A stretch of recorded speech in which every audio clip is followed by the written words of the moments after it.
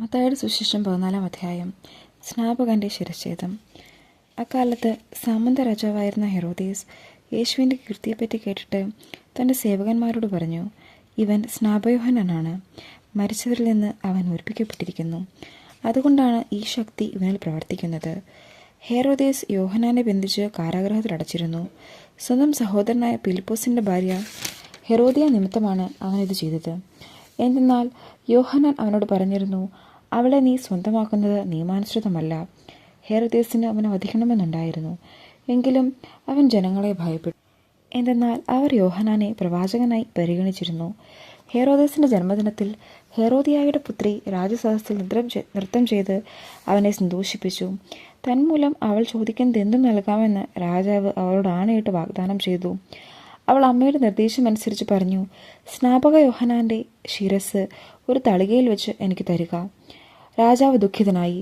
എങ്കിലും തൻ്റെ ശബ്ദത്തെയും അതിഥികളെയും പരിഗണിച്ച് അതവൾക്ക് നൽകാൻ അവൻ ആജ്ഞാപിച്ചു. അവൻ കാരാഗൃഹത്തിൽ ആളയച്ച് യോഹന്നാൻ്റെ തല വെട്ടിയെടുത്തു. അത് ഒരു തളികയിൽ വെച്ച് പെൺകുട്ടിക്ക് നൽകി. അവളത് അമ്മയുടെ അടുത്തേക്ക് കൊണ്ടുപോയി. അവൻ്റെ ശിര ചെന്ന് മൃതശരീരമെടുത്ത് സംസ്കരിച്ചു. അനന്തരം അവർ യേശുവിനെ വിവരമറിയിച്ചു. 5 അപ്പം 5000 പേർക്ക്. യേശു ഇത് കേട്ട് അവിടെ നിന്ന് പിൻവാങ്ങി വഞ്ചിയിൽ കയറി തനിച്ച് ഒരു വിജന സ്ഥലത്തേക്ക് പോയി. ഇതറിഞ്ഞ ജനക്കൂട്ടം പട്ടണങ്ങളിൽ നിന്ന് കാൽനടയായി അവനെ പിന്തുടർന്നു. അവൻ കരയ്ക്കിറങ്ങിയപ്പോൾ വലിയ ഒരു ജനക്കൂട്ടത്തെ കണ്ടു. അവരുടെ മേൽ അവന് അനുകമ്പ തോന്നി. അവരുടെ ഇടയിലെ രോഗികളെ അവൻ സുഖപ്പെടുത്തി. സായാഹ്നമായപ്പോൾ ശിഷ്യന്മാർ അവനെ സമീപിച്ചു പറഞ്ഞു, ഇതൊരു വിജന സ്ഥലമാണ്, നേരവും വൈകിയിരിക്കുന്നു. ഗ്രാമങ്ങളിൽ പോയി തങ്ങൾക്ക് ഭക്ഷണം വാങ്ങാൻ ഈ ജനക്കൂട്ടത്തെ പറഞ്ഞയക്കുക. എന്നാൽ യേശു പറഞ്ഞു, അവർ പോകേണ്ടതില്ല, നിങ്ങൾ തന്നെ അവർക്ക് ഭക്ഷണം കൊടുക്കുവിൻ. അവർ പറഞ്ഞു, 5 അപ്പവും 2 മത്സ്യവും മാത്രമേ ഇവിടെ ഞങ്ങളുടെ പക്കലുള്ളൂ. അവൻ പറഞ്ഞു, അത് എൻ്റെ അടുത്ത് കൊണ്ടുവരിക. അവൻ ജനക്കൂട്ടത്തോട് പുൽത്തകിടിയിൽ ഇരിക്കാൻ കൽപ്പിച്ചതിന് ശേഷം ആ 5 അപ്പവും 2 മത്സ്യവും എടുത്ത് സ്വർഗത്തിലേക്ക് നോക്കി ആശീർവദിച്ച് അപ്പം മുറിച്ച് ശിഷ്യന്മാരെ ഏൽപ്പിച്ചു. അവർ അത് ജനങ്ങൾക്ക് വിളമ്പി. അവരെല്ലാവരും ഭക്ഷിച്ച് തൃപ്തരായി. ബാക്കി വന്ന കഷ്ണങ്ങൾ 12 കൂട്ടം നിറയെ അവർ ശേഖരിച്ചു. ഭക്ഷിച്ചവർ സ്ത്രീകളും കുട്ടികളും ഒഴികെ 5000-ഓളം പുരുഷന്മാരായിരുന്നു.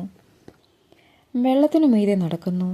ജനസഞ്ചയത്തെ പിരിച്ചുവിടുമ്പോഴേക്കും തനിക്ക് മുമ്പേ വഞ്ചിയിൽ കയറി മറുകരയ്ക്ക് പോകാൻ യേശു ശിഷ്യന്മാരെ നിർബന്ധിച്ചു.